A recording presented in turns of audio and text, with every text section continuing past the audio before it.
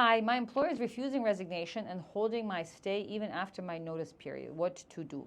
So you don't need to obtain approval or acceptance of your resignation. That's never been the case, and certainly is not the case now. So you just need to notify your employer that you're resigning. It's a notification of resignation. It's not a request to permit for you to resign.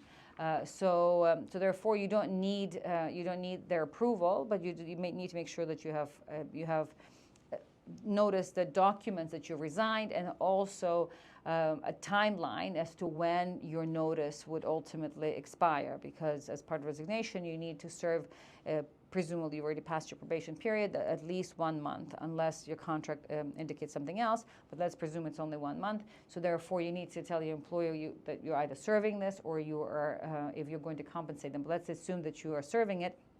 You need to specify the date that will be your last day of employment. At that point in time, you just need to do what's called a paper record. You need to paper the record, rather.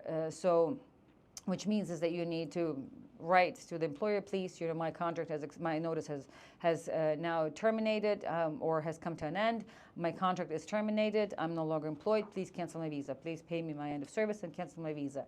And so if they don't do that in time, then your next recourse would be to file a complaint with either the MOHRE or the relevant free zone authority, and then ultimately a request, if the authorities don't help sort of mediate, then you file that request will transfer to the court, and as part of the court request, you will request for the court to mandate to the company to cancel your visa. That's kind of the process from A to Z.